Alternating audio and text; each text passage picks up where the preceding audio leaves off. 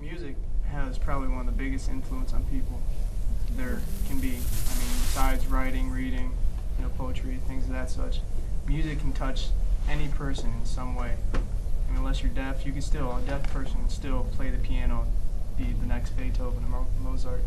But one of my favorite rappers probably be Nas, and are you guys familiar with Nas, right? Yes. And he's just so, for his people, and every lyric is just so powerful, powerful and moving, that it makes me want to say, all right, well, let me pick up this African American culture, read about it and see what's going on, see where he gets his information from.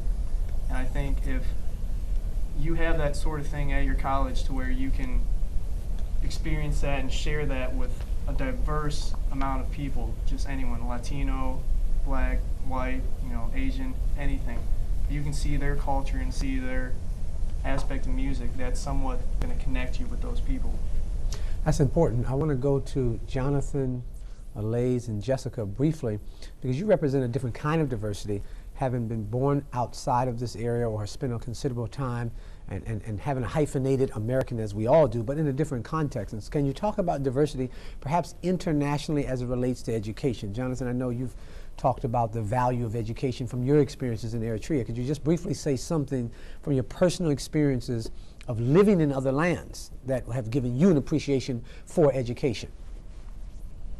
Well, I lived in Eritrea for 2 years, and the value of education that you could, what is not seen by the poor people in the U.S., by poor people outside the U.S. know the value of education.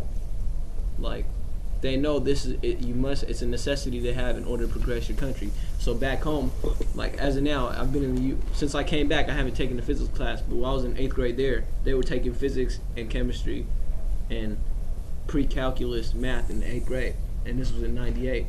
And they're at a they're in a more brisk pace in developing the whole country. And it's very interesting because once you see an aspect of all these black folks or poor people in general, they may not have everything, but they have their education. And then you come over here, it's like you got to understand the manifesto of here is poor without the education.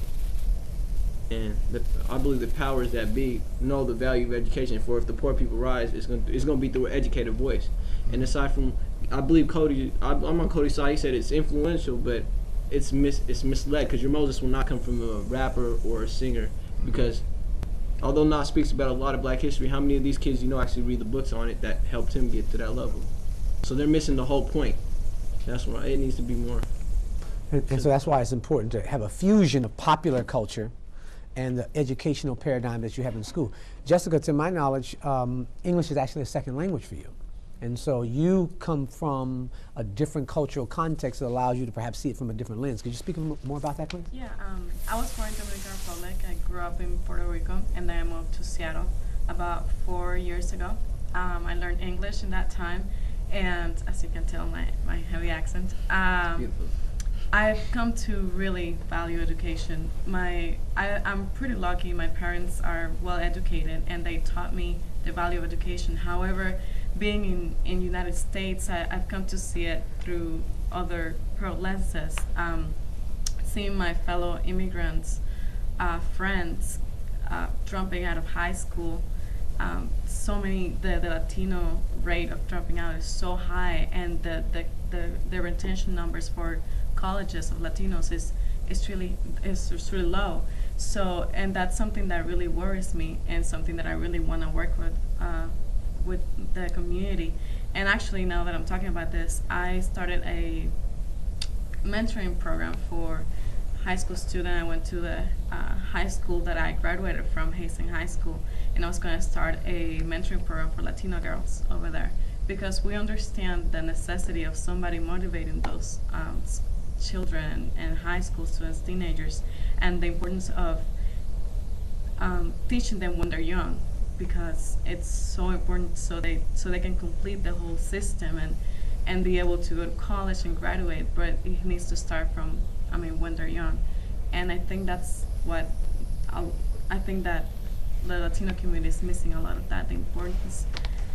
I think a lot of Latinos come here to succeed and to make money and to send it back to their homes, but sometimes we lose our compass and our track and our goal, and we don't think about the tools that we're gonna need to succeed. And I mean, that goes into another subject that I want to go into, because there's laws and all that might keep someone from getting their education. But besides that, there's so many opportunities that many of our Latino kids don't enjoy and are not taking advantage of.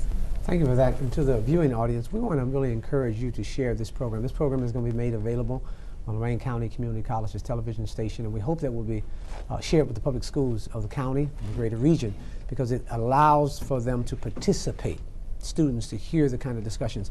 We'll begin with the lays, and in the interest of time, and so we'll ask our panelists, please be respectful of time, in about 30 seconds or so, if you could just have a kind of closing statement of what you would want to share with our viewing audience around the issue of education or diversity of student leadership, because you've made a serious decision. I want to congratulate you and commend you for choosing education, for choosing the route and the path that will be challenging to you, but at the same time rewarding and enriching. And so that's my closing statement, is that my pride in you, and it's been an honor to work with you today.